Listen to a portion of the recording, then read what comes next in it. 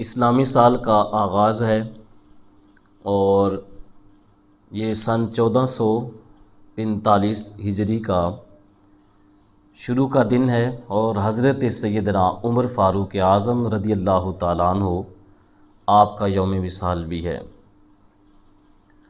حضور صلی اللہ علیہ وآلہ وسلم نے ارشاد فرمایا، حضرت عقبہ بن عامر کہتے ہیں، حضور کے صحابی ہیں، کہ حضور نے فرمایا اگر میرے بعد کوئی نبی ہوتا تو وہ خطاب کا بیٹا عمر ہوتا۔ حضور اس قدر حضرت عمر بن خطاب سے پیار کرتے، اور حضور صلی اللہ علیہ وآلہ وسلم نے فرمایا جب نیک لوگوں کا ذکر کرو تو میرے عمر کا بھی ذکر کیا کرو۔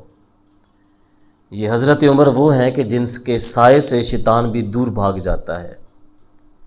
بلکہ حضرت عمر رضی اللہ تعالیٰ عنہ آ رہے تھے سامنے سے، تو ادھر سے ایک نوجوان ہے، اس نے بغل میں شراب کی بوتل چھپائی ہے۔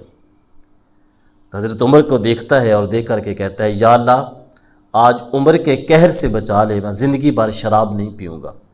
دل ہی دل میں سچی توبہ کرتا ہے اور رب سے ڈر جاتا ہے۔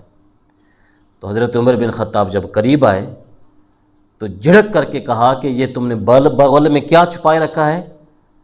تو کہنے لگا حضرت یہ تو سرکہ ہے۔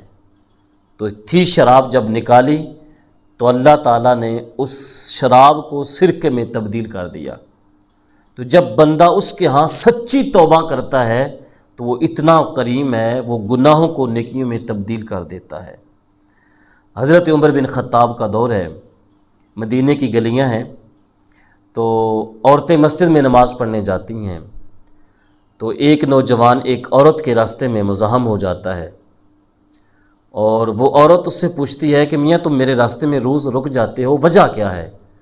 اس نے کہا تجھے حاصل کرنا یہ میری زندگی کی بہت بڑی آرزو ہے، تو میں تیرے لیے کچھ بھی کر سکتا ہوں۔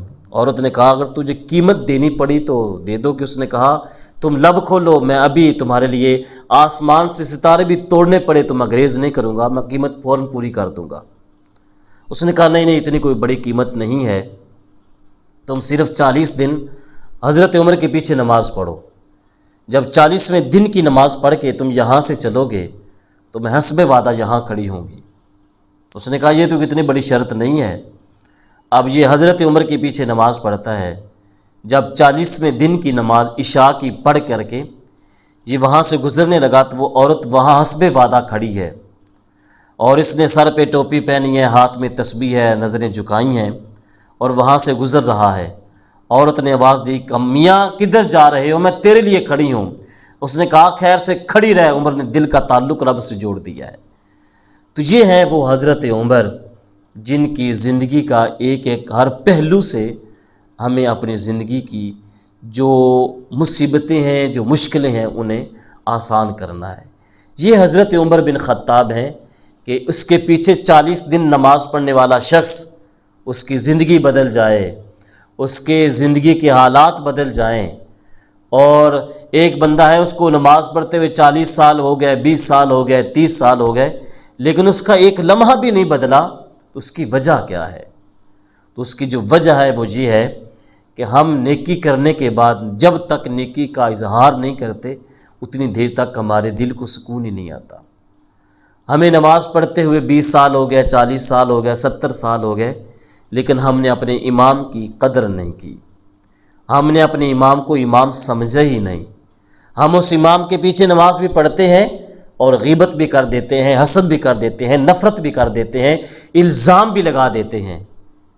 اور حضرت عمر رضی اللہ تعالیٰ عنہ کے پیچھے ایک شخص نماز پڑھتا ہے، اور حضرت عمر تو وہ ہیں جنہوں نے حضور کو دیکھا ہے، پھر قرآن پڑھتے ہیں، کتنا سونا قرآن پڑھتے ہوں گے۔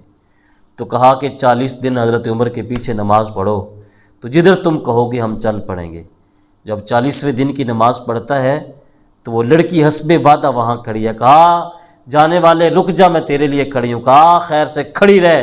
عمر نے دل کا تعلق رب سے جوڑ دیا ہے۔ تو یہ ہیں حضرت عمر رضی اللہ تعالیٰ عنہ۔ ہمیں ان کی زندگی سے سبق سیکھ کر کے اپنی زندگی کو جو ہے وہ آسان کرنا چاہیے۔